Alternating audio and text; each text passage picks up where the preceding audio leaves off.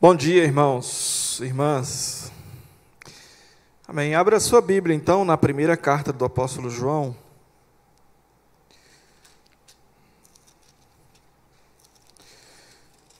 Primeira carta do apóstolo João.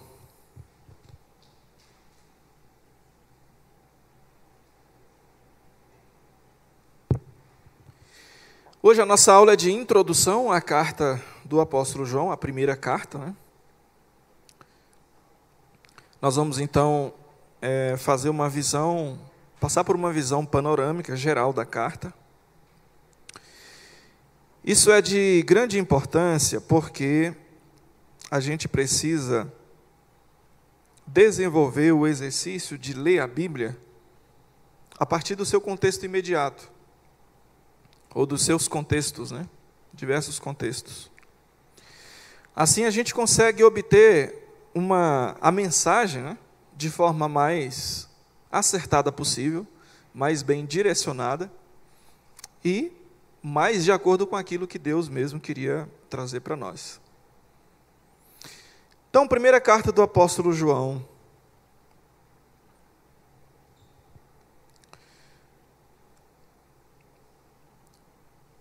Sobre o autor da carta, João.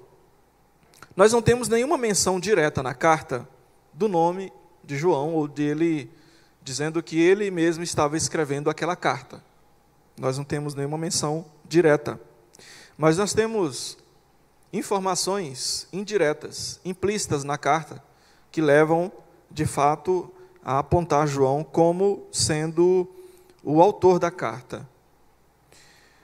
A primeira delas é que, se nós olharmos aí no versículo 1 do capítulo 1, está escrito assim, ó: o que era desde o princípio, o que temos ouvido, o que temos visto com os nossos próprios olhos, o que contemplamos, e as nossas mãos apalparam com respeito ao verbo da vida, e a vida se manifestou, e nós a temos visto, e dela damos testemunho, e vô-la anunciamos, a vida eterna, a qual estava com o Pai, e nos foi manifesta. Apenas até o versículo 2, aí, o final do versículo 2. Então veja, que o autor da carta, que no caso vai se concluir que é João, ele está dizendo que ele participou diretamente da vida de Jesus. Ele viu Jesus. Ele presenciou ações de Jesus. Ele fala de coisas que eles viram, que eles tocaram, que eles apalparam. E aí, todos os discípulos imediatos de Jesus, eles viram Jesus. Só que tem um detalhe aqui. É com respeito a algumas informações sobre alguns problemas que João resolve nessa carta e algumas informações que alguns pais da igreja trazem a respeito de João e dessa carta, que corroboram juntamente com esse texto inicial, por exemplo, de que de fato foi João quem escreveu essa carta, mesmo que não tenha uma menção direta a respeito disso. Então, primeiro, ele fala que ele viu, ele está falando de coisas que ele viu, que ele tocou, que ele apalpou a respeito de Jesus Cristo. Então, ele estava com Jesus, ele viu manifestações de Jesus, etc. Então, é sobre essas coisas que João pretende também falar aqui. E isso, ao mesmo tempo, é bastante parecido com o que está escrito no Evangelho de João, que também foi escrito para ele. Ele fala sobre o verbo que se fez carne. Então, tem uma semelhança muito grande nesse primeiro versículo com o primeiro versículo de João, do Evangelho de João. Mas aí eu falei de outros detalhes. Um deles é que nós vamos ver aqui, que João está combatendo uma heresia muito forte do final do primeiro século, chamada gnosticismo, que nós vamos ver um pouquinho mais a respeito dela aqui. E o gnosticismo é exatamente do período do final do primeiro século. Não se sabe exatamente qual foi o ano do primeiro século que ele iniciou, mas, pelo fato de outros mestres da igreja, como, por exemplo, o apóstolo Paulo e ainda outros, combateram o gnosticismo, tem uma indicação de que ele tenha surgido lá por volta do ano 85, passando pelo ano 90, e no máximo até o ano 94. Por quê? Porque no ano 95 começou uma forte perseguição dentro do Império Romano, impetrada pelo imperador Domiciano. Então, tudo indica, historicamente, que o gnosticismo tenha começado nessa janela de tempo, por volta aí do final dos anos 80, passando pelo ano 90, do primeiro século. E aí, se uma vez que o gnosticismo tenha surgido por ali com maior força, porque na verdade as raízes dele vêm até um pouco de antes, mas uma vez que o gnosticismo tenha surgido com maior força aqui, dentro da igreja, dentro do contexto da igreja no final do primeiro século, o único que estava vivo nesse período era de fato o apóstolo João. Os outros já haviam morrido. Pedro mesmo já havia morrido. Pedro, inclusive, morreu ainda por ocasião da perseguição que foi impetrada por Nero. Então, só João restava. Então, a conclusão de que ele, de fato, foi o escritor da carta é muito forte também por causa disso, por causa da datação em que ocorreu o início da atuação mais forte do gnosticismo. E João combate o gnosticismo aqui na carta, mas também tem outras menções. Por exemplo, alguns pais da igreja, como Justino Marte, Irineu, Clemente de Alexandria, Eusébio de Cesareia, que foram historiadores, inclusive, da igreja, eles escrevem em seus livros, por exemplo, Eusébio de Cesareia escreve muito claramente que João morou na cidade de Éfeso naquele período. Então, ele era o único que estava vivo, morou na cidade de Éfeso naquele período, combateu o gnosticismo que estava aparecendo com força naquele período, e ainda tem um outro detalhe que é o tom, a maneira como João escreveu essa primeira carta. E aí nós já fizemos uma citação disso, por exemplo, aqui no versículo 1, que tem uma semelhança muito grande com o versículo 1 do Evangelho de João, que ele também escreveu. E aí ele desenvolve um tom um tanto assim paternal e de irmandade, de intimidade muito intensa aqui. Ele chama de filhinhos, irmãos meus.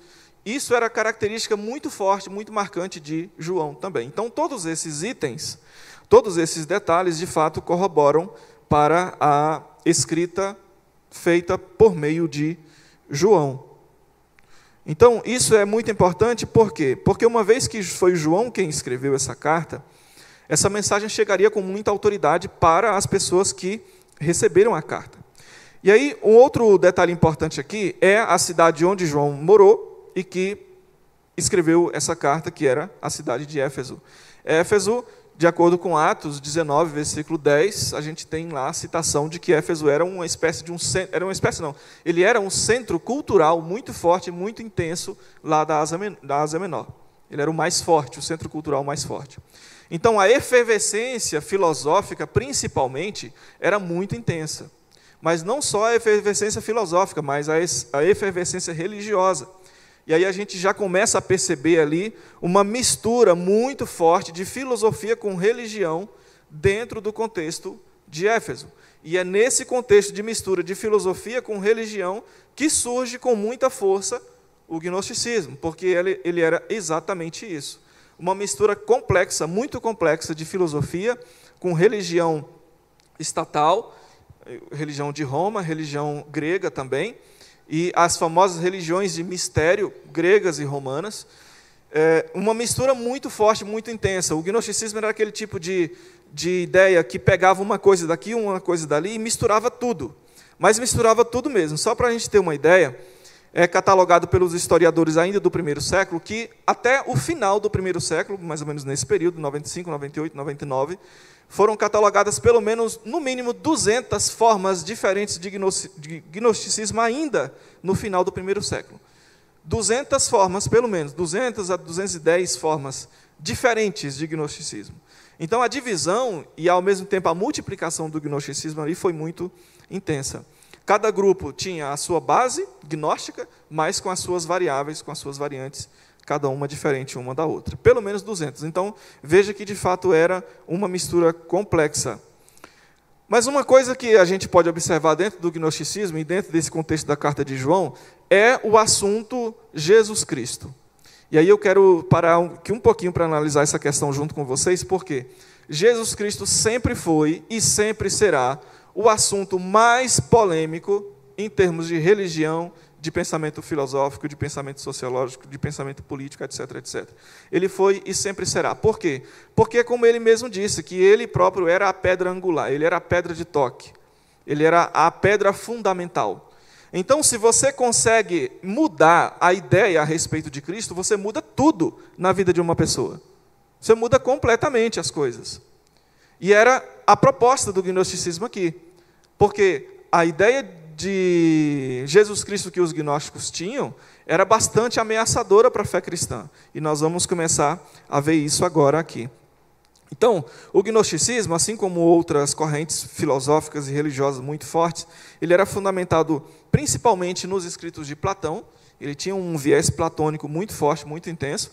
Aliás, alguém já disse que todo o pensamento ocidental inteiro, como um todo, não passaria de uma nota de rodapé aos escritos de Platão. Ou seja, se bebeu-se muito dos escritos de Platão para desenvolver as correntes teóricas, filosóficas e religiosas do Ocidente como um todo.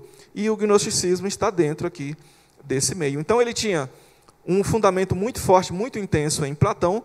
Por decorrência disso, eles acreditavam que toda espécie de matéria é má e somente o espírito, o que é espiritual, é bom e positivo. Isso parece um pensamento um tanto despretensioso, se não for julgado à luz dos perigos e dos efeitos que isso pode trazer para a fé cristã. Vamos lá. Algumas decorrências disso, desse tipo de pensamento. E aí, voltando para Jesus, é que, nesse caso, o corpo de Jesus, eles acreditavam que ele não era um corpo físico. Que Jesus não existiu na forma corpórea, fisicamente mesmo, tocável, por assim dizer. Como João mencionou aqui no versículo 1. Inclusive, esse versículo 1 é também uma forma de resposta a esse pensamento, porque ele diz assim, a respeito do que temos ouvido, do que temos visto com os nossos próprios olhos, nós vimos, nós contemplamos, as nossas mãos apalparam. Então, é uma forma, inclusive, de combater esse pensamento gnóstico a respeito de Jesus. Ele, no versículo 1, então, ele não está apenas introduzindo o assunto, mas ele está fazendo, mesmo que indiretamente, uma menção a respeito do pensamento que os gnósticos tinham a respeito de Jesus e estavam propagando no seio da igreja, querendo propagar no seio da igreja. Então, eles não acreditavam que o corpo de Jesus, de fato, era físico, apenas parecia físico. E aí é por isso que essa ideia de parecer um corpo físico dentro do gnosticismo aparece para a gente como na tradução de uma palavra que é docetismo. Eu acredito que já deve ter ouvido isso. Então, eles tinham essa ideia docética a respeito de Jesus. Então, o docetismo é isso. Acreditar, por exemplo, que no caso do corpo de Jesus, ele não veio num corpo físico, real de verdade, era apenas uma aparência de corpo físico. E aí vem uma resposta de João que a gente leu aqui, no versículo 1, que era desde o princípio, que temos ouvido, que temos visto com os nossos próprios olhos, que contemplamos e as nossas mãos apalparam com respeito ao autor da vida. E aí ele fala que a vida se manifestou e tal. E aí eu quero ir com vocês para o versículo 3 de novo. O que temos visto, e ele fala visto de novo, eu temos visto e ouvido, anunciamos também a vós outros. Para que vós, igualmente, mantenhais comunhão conosco. Então veja que a intenção de João ela é bem descrita aqui no versículo 3. Eu quero falar com vocês a respeito do que os nossos olhos viram, as nossas mãos apalparam, e nós presenciamos, de fato, a respeito do autor da vida. Para quê? Para que vocês creiam nisso juntamente com a gente. Por quê? E aí, parênteses, colocados por nós aqui. Porque tem uma corrente filosófica que está dizendo que, de fato, o autor da vida não veio num corpo físico, apenas numa aparência de corpo físico. E vocês não podem acreditar nesse tipo de pensamento, nesse tipo de informação. E aí, irmãos, já vimos aqui que o gnosticismo trazia essa ideia perigosa, e nós vamos ver ainda por que essa ideia era extremamente perigosa. Mas essas questões a respeito do autor da vida, essas visões diferentes a respeito do autor da vida, elas não ficaram apenas no final do primeiro século, muito pelo contrário. O gnosticismo ainda continuou perseguindo fortemente a igreja até meados do segundo, terceiro século ainda.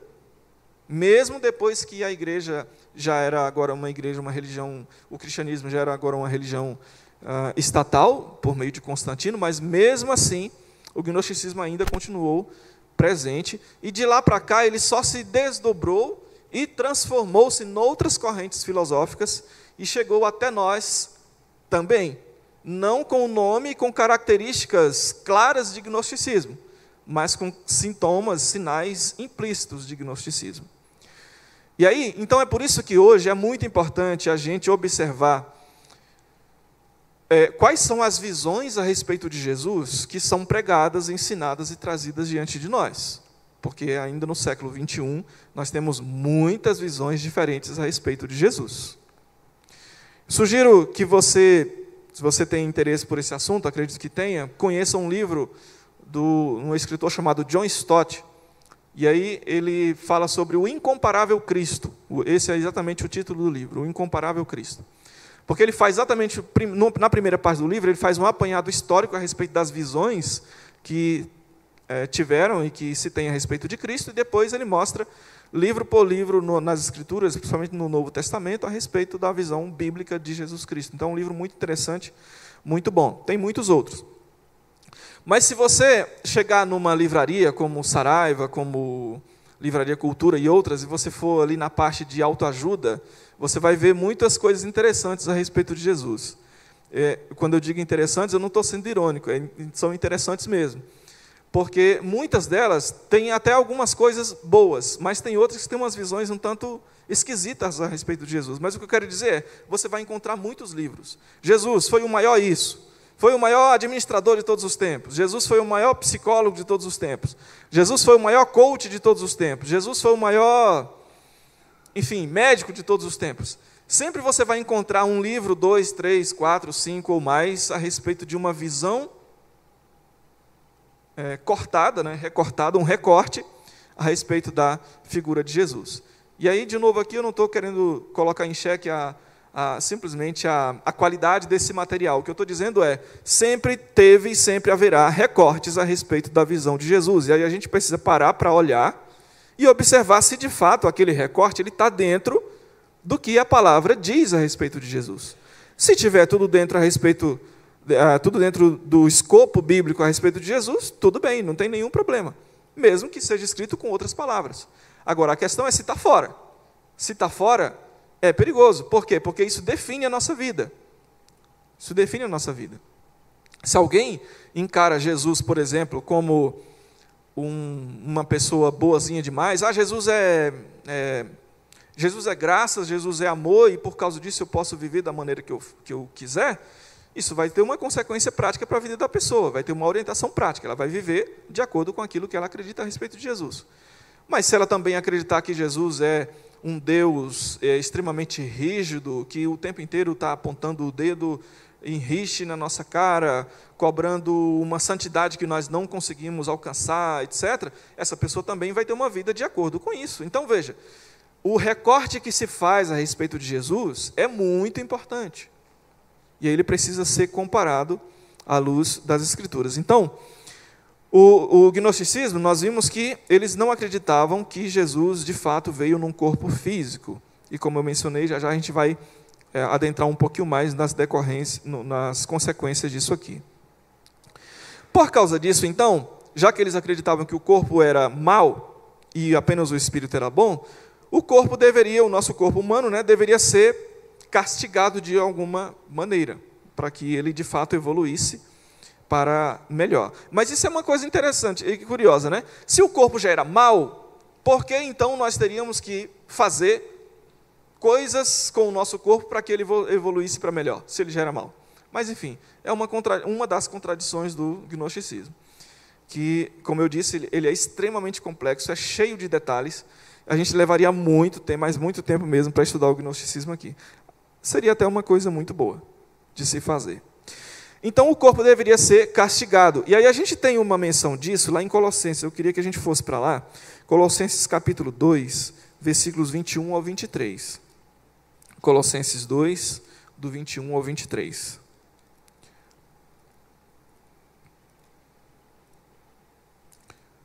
Colossenses 2, do 21 ao 23. O apóstolo Paulo nos diz assim, vamos ver o versículo 20, 20 também. Se morrestes com Cristo para os rudimentos do mundo, porque, como se vivesseis no mundo, vos sujeitais a ordenanças. Que ordenanças? Essas ordenanças também eram ordenanças que vinham do gnosticismo, combatido aqui em Colossenses também. Não manuseis isto, não proves aquilo, não toques naquilo outro, segundo os preceitos e doutrinas dos homens. Então, o Paulo aqui em Colossenses, ele também estava combatendo isso. Era um viés gnóstico que estava aqui na cidade de Colossos. Então, o corpo ele deveria ser castigado, ele deveria ser tratado de acordo com algumas doutrinas gnósticas, de acordo com alguns conhecimentos gnósticos, para que ele fosse tido como purificável, por assim dizer. E outra consequência disso, nessa fé gnóstica, era que os pecados cometidos no corpo, então, eles não afetavam o espírito. Por quê? Porque o espírito era puro, o corpo era impuro. Mas, mesmo assim, se alguém tivesse alguma noção de pecado, alguém entendesse atitudes erradas, fora da lei como pecado, mesmo assim eles entendiam que, apesar da pessoa acreditar assim, mesmo assim esse pecado no corpo, cometido no corpo, não afetaria o seu espírito, porque um estaria de alguma maneira separado do outro, uma vez que um é bom e o outro é mau.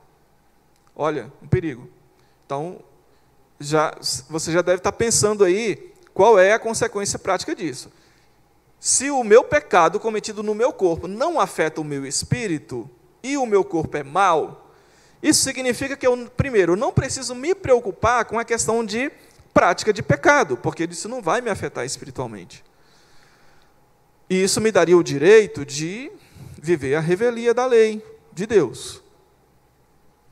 Segunda questão, eu não precisaria me preocupar com lei de Deus, porque o meu pecado cometido no corpo não afetaria o meu espírito. Então levaria a uma vida dissoluta, que é inclusive o que João vai falar aqui também na frente, e levaria também a uma vida fora da lei de Deus. Um apartamento, uma forma de se apartar-se da lei do Senhor, porque eu não teria necessidade. Primeiro, não teria necessidade de fazer isso. Se eu não tenho necessidade, para que eu vou fazer? Para que eu vou me ocupar em conhecer e seguir uma lei da qual eu não preciso dela? Então, consequências. E aí, isso levaria a uma frouxidão moral, levaria a um afastar-se da lei, e João vem e fala a respeito disso. Vamos ver no capítulo 1, vamos ver aqui no versículo 5. Ora, a mensagem que da parte dele temos ouvido e vos anunciamos é esta, que Deus é luz, e não há nele treva alguma. Deus é luz e não há nele treva alguma. E aí ele prossegue: se dissermos que mantemos comunhão com ele e andarmos nas trevas, mentimos e não praticamos a verdade. Se, porém, andarmos na luz, como ele está na luz, mantemos comunhão uns com os outros, e o sangue do seu Filho nos purifica de todo o pecado. 8. Se dissemos que não temos pecado, porque o gnosticismo negava a ideia de pecado, se dissermos que não temos pecado nenhum, a nós mesmos nos enganamos, e a verdade que o gnosticismo negava, a verdade não está em nós. Se confessarmos os nossos pecados, ele é fiel e justo para nos perdoar os pecados e nos purificar de toda injustiça. Então, João vem e fala a respeito de uma necessidade de andarmos na luz e de seguir uma verdade que ele está anunciando. E ele vem também e fala, olha, essa coisa de negar a ideia de pecado, ela é perigosa, ela é perniciosa, porque se você nega a ideia de pecado, você então não pratica pecado. E se você acha que não pratica pecado, você está enganando-se a si mesmo. Você não está andando na luz. E o amor de Deus não está operando em você. O amor de Deus e o amor por Deus. Então veja que de fato tem consequências práticas. Mas aí João ainda corrige a questão no versículo 9. E aí ele fala, se nós, porém, mesmo acreditando, porque nós cremos que temos pecado e que praticamos pecado e que somos pecadores, mas ainda assim, se nós confessarmos os nossos pecados, ele, Jesus Cristo, que o gnosticismo nega, ele é fiel e justo para nos perdoar os pecados e nos purificar de toda injustiça. Então veja que no final do versículo 9, João ainda corrige uma visão equivocada a respeito do gnosticismo, a respeito de Jesus Cristo, que os gnósticos traziam e que os irmãos poderiam acreditar nela. Jesus Cristo, sim, ele existe, ele é fiel, ele é justo, inclusive para perdoar-nos dos pecados que eles negam e nos purificar de toda injustiça. Que injustiça? O corpo mau que o gnosticismo Apresentava. Todo o corpo de pecado, como diz o apóstolo Paulo. E no versículo 10 ele ainda fala: se dissermos que não temos cometido pecado, fazemo-lo mentiroso, ainda tem isso. E a sua palavra não está em nós.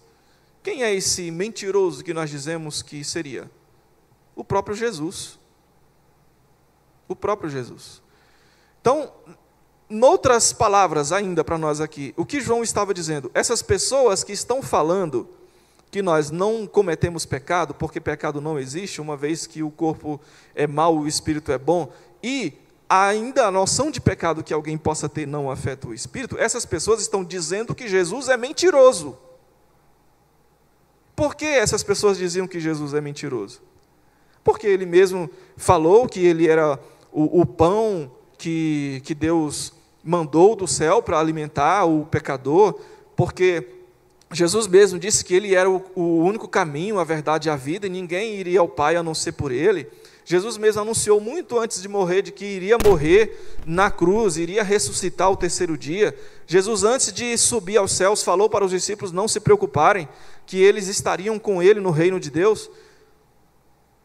Então eles fariam Jesus de mentiroso. E aí João está dizendo, se vocês acreditarem nisso, vocês também estão dizendo que Jesus, o que vocês seguem, também é mentiroso.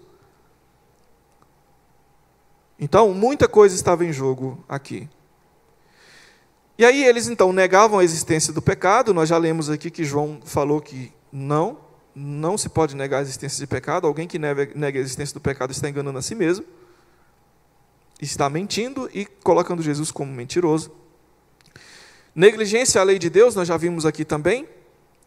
E aí, irmãos, essa questão, essa efervescência do gnosticismo e dessa heresia no primeiro século, no final do primeiro século, era tão forte e tão intensa, que João, mesmo sendo um servo de Deus, um homem de Deus, alguns pais da igreja, se não me engano, foi Irineu mesmo que falou, que houve uma ocasião em que João estava chegando, ainda na cidade de Éfeso, ele estava chegando lá num local, que eram os famosos banhos públicos, era tipo a Caldas Novas do primeiro século. E João então estava indo para lá, e ele viu um herege, propagador do gnosticismo, chamado... Tem vários nomes para esse senhor aqui, Cerinto, outros chamam de Gerinto, enfim. Ele viu esse homem, esse pregador do gnosticismo, que estava lá, e ele resolveu não compartilhar o mesmo lugar com ele. Então, para você ver como a coisa era, de fato, muito, muito forte. Era você lá e eu aqui mesmo, não tem conversa, né? Porque essa heresia era muito perigosa, e ele certamente não concordava de jeito nenhum com isso, e muito menos queria ter comunhão com esse tipo de pessoa. Por quê? Porque eles colocavam em xeque a pessoa de Jesus Cristo, o amado Senhor de João, o propagador das boas novas que João agora propagava. Se alguém nega a pessoa que morreu na cruz por João, então ele nega a pessoa que morreu na cruz por João. Então não se esperaria outra atitude diferente, né? Mas também tem outra questão, que no caso do gnosticismo, eles desprezavam outras pessoas que eles julgavam inferiores por não terem esse conhecimento. Porque a palavra gnosis é exatamente a ideia de um conhecimento superior. Então eles se gabavam e se julgavam ter um conhecimento superior às demais pessoas. E se alguém falasse para eles assim, mas você acredita em Cristo? Sim, lógico que eu acredito. Claro que eu acredito em Cristo. Mas não, talvez, da forma como você acredita. E aí isso se parece bastante com muita coisa de hoje, né? Tem muitas pessoas que dizem acreditar em Jesus. Se você falar, mas você não acredita em Cristo, quem falou que eu não acredito? Eu acredito, eu só não acredito da forma como você acredita. Porque eu, no caso do gnóstico, né? Eu não acredito, por exemplo, que Jesus teve um corpo físico real de verdade. Mas eu acredito que ele tinha uma centelha divina, porque eles diziam isso também, né? Porque ele tinha um espírito divino. Então, eu acredito em Jesus. Agora, se colocasse para eles que se eles acreditavam que Jesus morreu numa cruz para salvar a vida deles, aí você compraria uma briga. Por que não? Não acreditariam.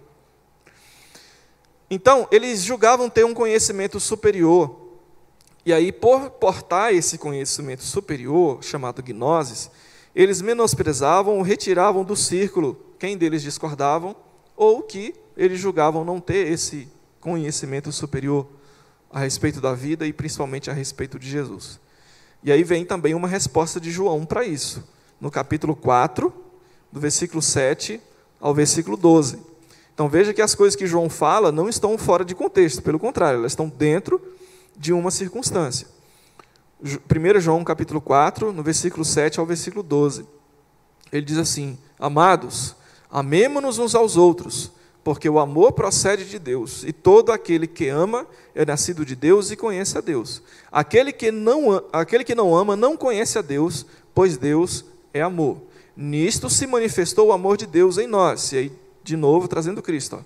Em haver Deus enviado o seu Filho unigênito ao mundo, para vivermos por meio dele. Nisto consiste o amor, não em que nós tenhamos amado a Deus, mas em que ele nos amou e enviou o seu Filho, como propiciação pelos nossos pecados. Veja que, de novo, ele traz alguns assuntos combatendo a heresia gnóstica. Ele traz o amor, porque essas atitudes gnósticas, elas destruíam a comunhão, nós vamos ver aí um pouquinho a respeito disso, porque elas afastavam os cristãos que não acreditassem nisso ou não concordassem, então destruía a comunhão. E aí João diz assim, não, a gente tem que amar uns aos outros porque o amor procede de Deus. E a prova maior é que ele deu o seu Filho. Aí ele traz de novo Jesus Cristo que os gnósticos combatiam. O Jesus Cristo Deus, né? Traz de novo esse Jesus Cristo Deus. Qual é a prova? É exatamente o fato de ele ter enviado o Filho, Jesus Cristo Deus, para o seu Filho unigênito, para vivermos por meio dele. E aí, então, ele diz que esta é exatamente a prova. E aí ele fala que, por causa disso, então, a gente deve amar uns aos outros e viver em comunhão uns com os outros e não afastar as outras pessoas que não tenham esse conhecimento superior que julgamos ter. Isso dentro lá daquele contexto, tá? Então, essa atitude dos gnósticos, ela era completamente contrária ao princípio do amor oferecido pelo próprio Deus, uma vez que o próprio Deus, ele amou tanto que deu o seu único Filho para morrer pela humanidade pecadora, ou pelos pecadores.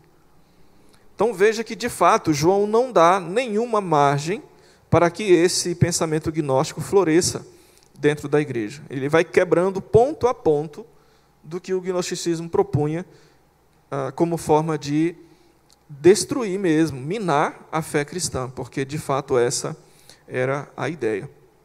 Então, até agora nós vimos que eles tinham esse conhecimento superior, eles achavam que tinham esse conhecimento superior e por causa disso desprezavam os irmãos, e João vem e fala contra essa quebra de comunhão. Então, alguns problemas disso, nós já até passamos por alguns deles, mas essa ideia gnóstica dentro da igreja, ela destruía a ideia de expiação de pecados, que é extremamente importante para o pecador, porque é exatamente a expiação de pecado que nos faz aceitos por Deus na pessoa de Jesus Cristo.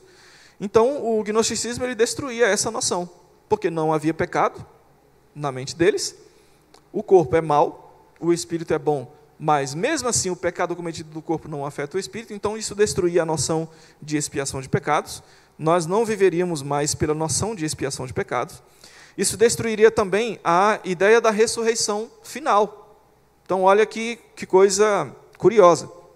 Isso acabava também com a ideia de uma ressurreição final. Já que se o corpo é mau e o pecado não afeta o espírito, não haveria a necessidade de ressurreição. Por quê? Primeiro, foi pela própria ressurreição de Jesus Cristo que foi chancelada a nossa salvação nele. Então, essa noção cai por terra. A outra noção de ressurreição final que diz respeito a nós, também não haveria necessidade. Por quê? Não haveria necessidade de morte do corpo e de ressurreição do corpo. Aliás, o corpo nem iria ressurgir, né, porque o corpo é mau. E a ressurreição final, para nós, é também de extrema importância, porque é através dela que nós vamos receber o corpo glorificado, como diz a palavra. E é após a ressurreição final que o próprio João disse que ainda nós não somos como Jesus é, mas ainda seremos. E isso vai acontecer exatamente depois da ressurreição final. em que seremos glorificados. Então, o gnosticismo ele tirava essa ideia. Olha que tamanho de prejuízo que eles estavam trazendo para a vida dos irmãos. E aí, isso também destruiria a ideia de glorificação, já falamos. Isso também destruiria a noção de vida de santidade, que também já mencionamos antes, porque levaria as pessoas a uma vida dissoluta, já que não precisariam se preocupar com a noção de pecado cometido pelo corpo, já que isso não afetaria o espírito. Então, para que viver vida de santidade? Para que procurar viver tentando ser parecido com Jesus? Não tem necessidade. Para o gnosticismo, tá? Sacudir a cabeça assim, né? Concordando não, tá bom? Destruir também a ideia de comunhão cristã, nós já vimos isso aqui. E aí, então, irmãos, por tudo isso, o gnosticismo era essa mistura complexa de religião com filosofia e tudo mais. O público-alvo, para quem João escreveu, eram basicamente as igrejas da Ásia Menor, que estavam ali circunscritas à região de Éfeso, principalmente, né? Nós temos, inclusive, algumas delas já mencionadas diretamente no próprio livro do Apocalipse, também escrita por João. Igrejas como Esmirna, Tiatira, Sardes, Filadélfia, Laodiceia e outras mais, Colossos também, né? Então, aquelas igrejas daquela região, elas estavam em risco de serem afetadas drasticamente por esse pensamento a respeito de Jesus e da vida cristã. E João, então, escreve essa carta através da inspiração do Espírito Santo. O Espírito certamente despertou João para a necessidade de escrever e registrar essas exortações, esses conselhos e essas orientações. Mas não somente isso, João já era um homem de idade bastante avançada. Aqui ele já estava, inclusive, perto de ser preso e morrer. Perto de ser preso na ilha de Patmos, né? Já bastante próximo. Porque a perseguição impetrada por Domiciano começaria ali no máximo, 5 anos depois disso. Talvez até um tempo bem menor. E então João, bastante experiente, viu Jesus, andou com Jesus, viveu a vida cristã, o tempo inteiro ali sendo um dos pilares ali do Novo Testamento. E aí, por meio da sua experiência e do seu faro de heresias, entre aspas, ele começou a perceber que aquele negócio ia se alastrar e ia prejudicar as igrejas. E ele então vai e escreve essa carta maravilhosa, não só essa, mas as outras duas também, para edificar a igreja, para exortar a igreja e ensinar a igreja a caminhar no caminho certo, né? Então, enquanto nós ainda temos alguns minutos, vamos dar uma passada rapidamente pela carta. Então, João, depois de tratar, mesmo aqui, de ser tratado aqui por nós, esse texto de forma mais abrangente, nós vamos adentrar em algumas partes do texto, só para a gente verificar como é que tudo isso se encaixa.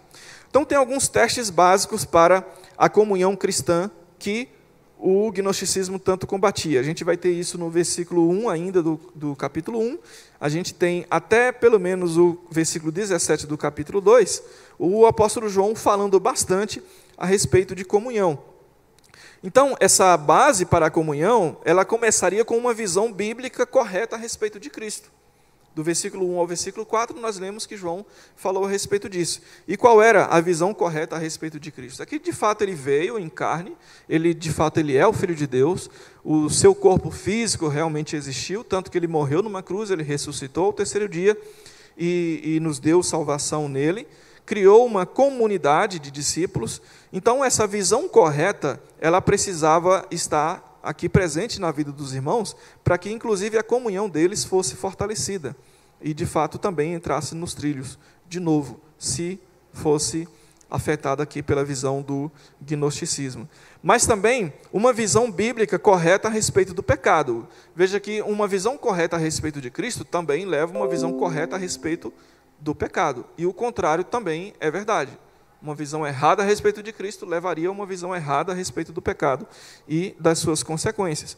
Nós vimos isso aqui no final do versículo 1, e aí nós temos também até o início do capítulo 2, o apóstolo João falando sobre isso. Lá no final do versículo 1, é que nós vimos que ele diz que se nós dizemos que não cometemos pecado, a gente está enganando a si mesmo, está chamando o próprio Cristo de mentiroso. Então, uma visão bíblica correta do pecado é extremamente importante para que a nossa vida, de fato, seja embasada de acordo com a palavra.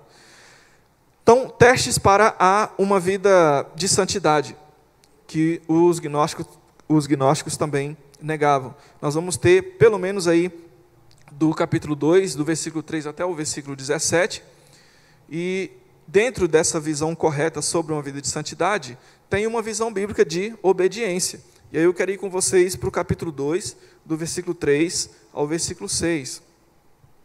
No capítulo 2, versículo 3 ao 6, diz assim: Ora, sabemos que o temos conhecido por isto, se guardamos os seus mandamentos. Aquele que diz, eu conheço e não guarda os seus mandamentos, é mentiroso, e nele não está a verdade. Aquele, entretanto, que guarda a sua palavra, nele verdadeiramente tem sido aperfeiçoado o amor de Deus. Nisto sabemos que estamos nele. Aquele que diz que permanece nele, esse deve também andar assim como ele andou. Então, essa é uma visão bíblica de obediência que está dentro do teste de vida de santidade. Visão bíblica sobre obediência e visão bíblica também sobre o amor a Deus e um para com os outros. Nós vamos ver isso do versículo 7 ao versículo 17. No versículo 7 do capítulo 2, então ele nos diz: Amados, não vos escrevo um mandamento novo, ou seja, o que eu vou falar não é nenhuma novidade, senão um mandamento antigo, o qual desde o princípio tiveste. Esse mandamento antigo é a palavra que ouviste. Todavia vos escrevo novo mandamento, aquilo que é verdadeiro nele e em vós, porque as trevas se vão dissipando e a verdadeira luz já brilha. Aquele que diz está na luz e odeia a seu irmão, até agora está nas trevas. Então, ao contrário do que o gnosticismo pregava, afaste-se daqueles que não concordam com o seu conhecimento superior. Ele diz assim: então, se você não ama o seu irmão, você permanece nas trevas. Ao contrário do que você possa imaginar. E no 10, aquele que ama a seu irmão permanece na luz, e nele não há nenhum tropeço. Aquele, porém, que odeia seu irmão está nas trevas e anda nas trevas e não sabe para onde vai, porque as trevas lhe cegaram os olhos. Então ele ainda chama aquelas pessoas de cegos. Eles eram, de fato, cegos, procurando fazer discípulos cegos e guiar esses discípulos cegos. Né? Então, testes básicos para a comunhão. Já vimos aqui alguns. Testes básicos para a vida moral, ou vida de santidade. Nós temos também um outro texto que aparece no capítulo 4, do versículo 7 ao versículo 21. Nós não vamos passar por ele mais por uma questão do nosso tempo, mas podemos depois olhar com tranquilidade. Então, esse outro teste que está no capítulo 4, versículo 7 ao 10, o teste de vida de santidade, ele é baseado no caráter amoroso de Deus. Nós temos lá do capítulo 4, 7 ao 10. Temos então lá essa menção que aquele então que ama uns aos outros, né? Ele vive nesse amor que procede de Deus, e ele vai depois dizer que a prova desse amor, ele é exatamente o fato de Deus ter enviado Cristo para morrer por nós. E aí nós temos então, por finalmente, algumas certezas cristãs que nós só temos por causa do próprio Cristo. E se alguém passasse a negar Cristo da forma como os gnósticos estavam negando, essas pessoas também perderiam essas certezas automaticamente. Primeiro, certeza de vida eterna. Quem poderia agora garantir vida eterna para um pecador? Ninguém. Porque se o corpo de Cristo não existia, ou fosse mau, ele não teria ressuscitado. Não havendo ressuscitado, não haveria sido glorificado. Não havendo glorificado, não estaria à direita de Deus vivendo a interceder por nós. Então, nós não teríamos certeza de vida eterna. É o que ele diz aqui no versículo 13 do capítulo 5. É o que ele deixa para nós aqui como princípio.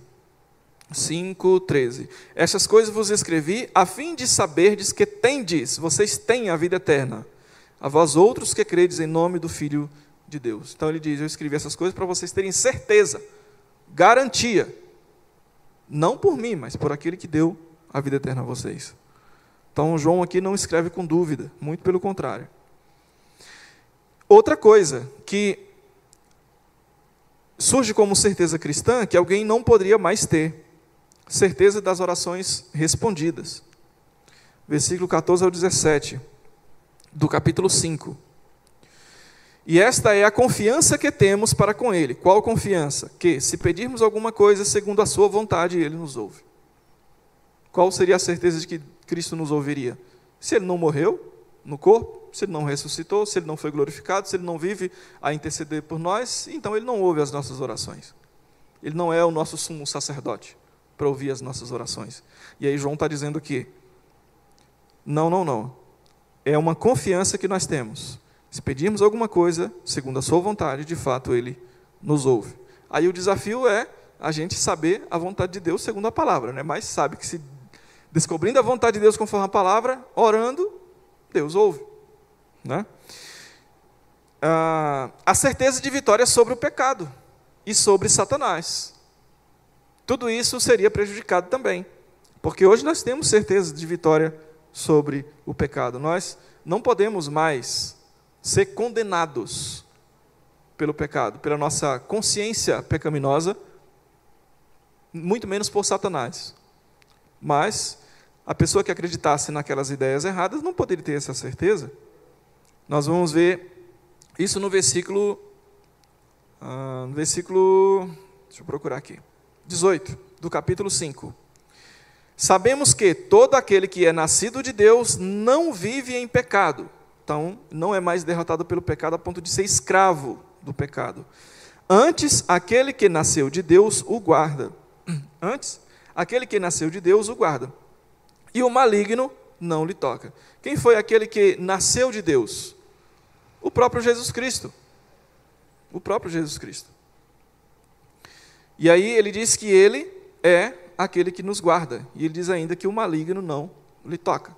Então nós somos protegidos por Jesus de Satanás. Se alguém duvida ainda que Cristo de fato era Deus, não pode ter essa certeza. Então veja que tamanhos prejuízos, de fato, aquela heresia trazia e João combatia aqui. E aí, por fim, essa pessoa também não teria a certeza de que Cristo, de fato, ele era Deus, e, por consequência, todas essas coisas que falamos antes, iria por água abaixo. E haveria uma necessidade de vigilância total em prol de Jesus Cristo por parte da igreja. Então, a igreja ela tinha a incumbência de verificar, de vigiar qualquer tipo de ensino ou de proposta que trouxesse alguma visão de Cristo que fosse diferente daquela visão que Deus trouxe por meio da palavra. Porque tudo isso traria sérias consequências para a vida da igreja. Então, no versículo 20, aí nós temos, também sabemos que o Filho de Deus é vindo, ou seja, ele veio, né? E nos tem dado entendimento para reconhecermos o verdadeiro. Olha que coisa interessante, o próprio João está dizendo assim, esse Jesus que veio, ele mesmo dá entendimento para que nós o reconheçamos como verdadeiro. E ainda, não só o reconheçamos como verdadeiro, mas para que nós identifiquemos as propostas falsas a respeito dele, ou os cristos falsos. Tem outra sugestão de livro, pensando nisso aqui, os cristos falsos. Tem um livro muito bom também, chamado A Maldição do Cristo Genérico, de Eugene Peterson. Ele fala sobre esses cristos que surgiram nos últimos anos. Então, João mesmo diz aqui que o próprio Jesus nos dá entendimento para percebermos os cristos falsos que são pregados e ensinados, ou trazidos como propostas. E aí, no versículo 21, conforme lemos, ele diz então que este é o verdadeiro Deus, né? E a vida eterna, e filhinhos, guardai-vos dos ídolos. Por que ele fecha aqui dizendo, guardai-vos dos ídolos? Parece até que o assunto é diferente. Parece que ele está falando aqui simplesmente de idolatria. Como se ele tivesse fechado um assunto e colocado um ponto, e aí tivesse assim, lembrem-se dos ídolos, cuidado com os ídolos. Mas não é somente isso, é porque, na verdade, o Cristo trazido pelo gnosticismo não era o Cristo de verdade. Ao contrário, era um ídolo. Era um ídolo.